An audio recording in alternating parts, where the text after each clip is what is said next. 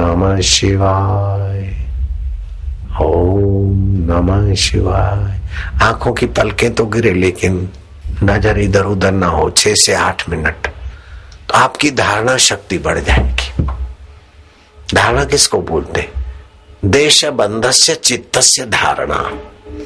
एक देश में आपका चित्त लग जाए उसको बोलते धारणा।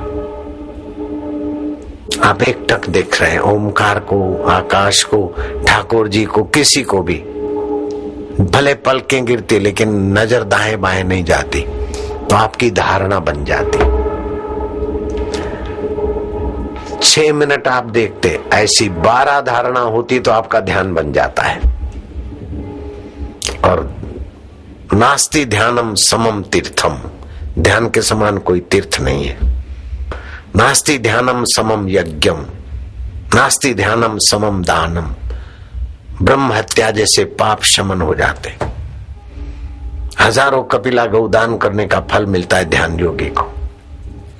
तीर्थ बोलते हम किसको पवित्र करें? ध्यान योगी तो हम में चरण डालता है तो हम पवित्र होते। जिनको गुरु दीक्षा मिल गई, अनुष्ठान करते, उनको बाहर के तीर्थों में जाने की बहुत जरूरत नहीं पड़ती। वो जहां बैठते, जहां रहते, वो भूमि तीर्थत्व की खबर देती।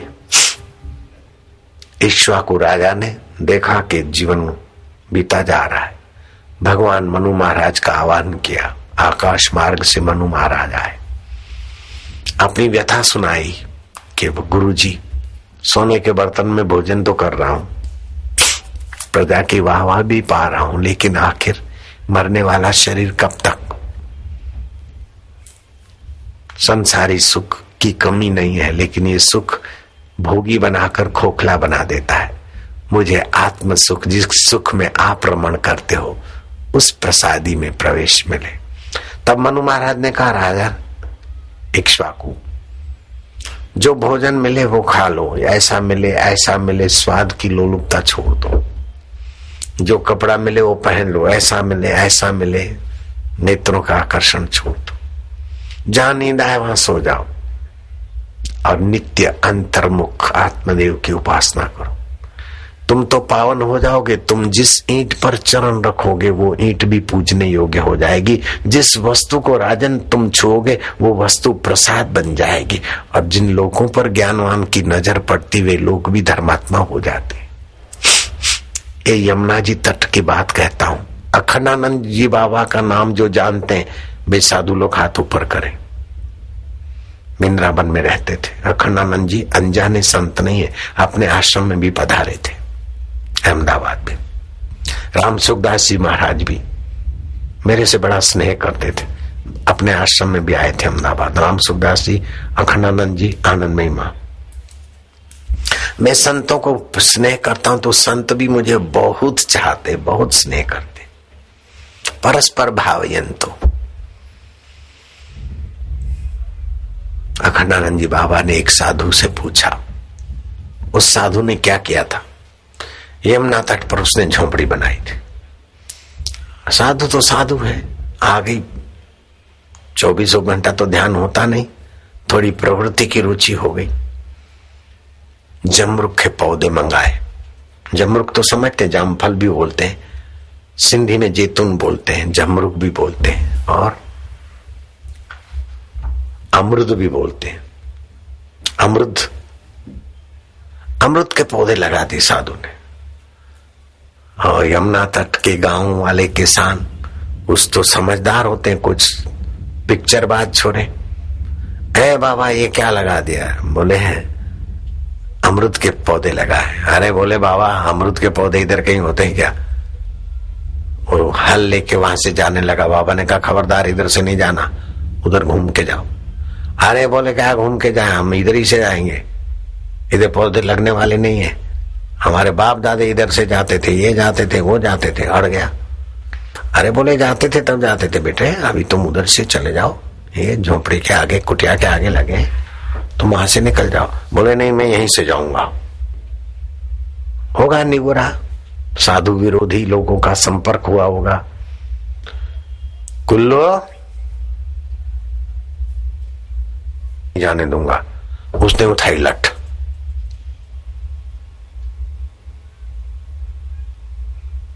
उसने लठ उठाई बाबा के सामने। बाबा सामने देखते रहे, लठ उसकी यूं ही खड़ी रह गई, बाबा के सिर पर आ न सकी। चक्कर खा के गिर पड़ा और उसके बैल भी गिर गए, मूर्छित हो गए। गांव तक खबर पहुंची, गांव वाले आए, बाबा से माफी ली, छोरे को उठाया। अखंडानंद ने पूछा कि बाबा उसने लठ उठाई तो क्या आपने कोई मंत्र पढ़ा कि ये गिर जाए, मूर्छित हो जाए, मुझे लठ न लगे, ऐसा संकल्प किया? बोले मैंने न मंत्र पढ़ा न कोई संकल्प किया। तो फिर ऐसी घटना कैसे घटती? बोले आप ईश्वर में टिक जाओ, सम होगा।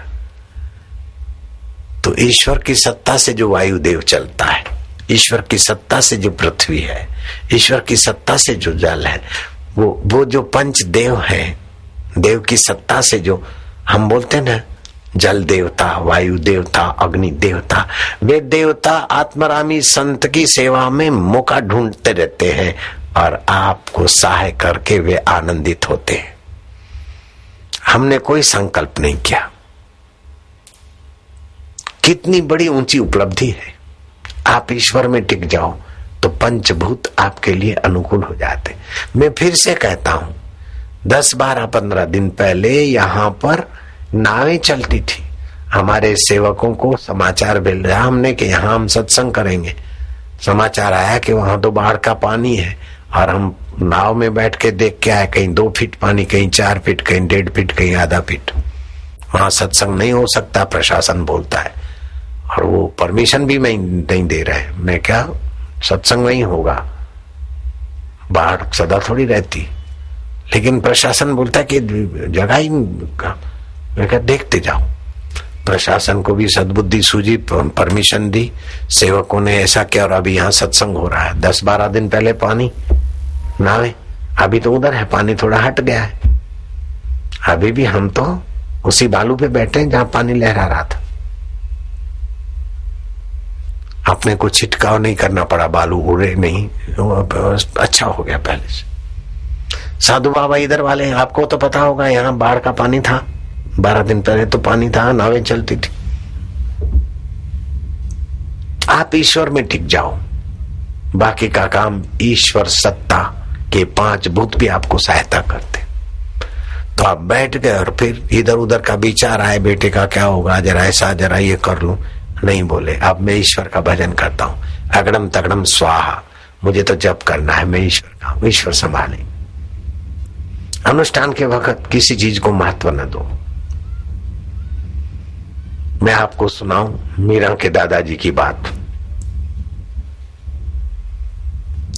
उन्होंने प्रतिज्ञा कर दी थी कि 10 बजे के पहले मुझे कोई भी आवाज करेगा, जयदेव सिंह ने, कि उसका सिरोच्छेद कर दूंगा।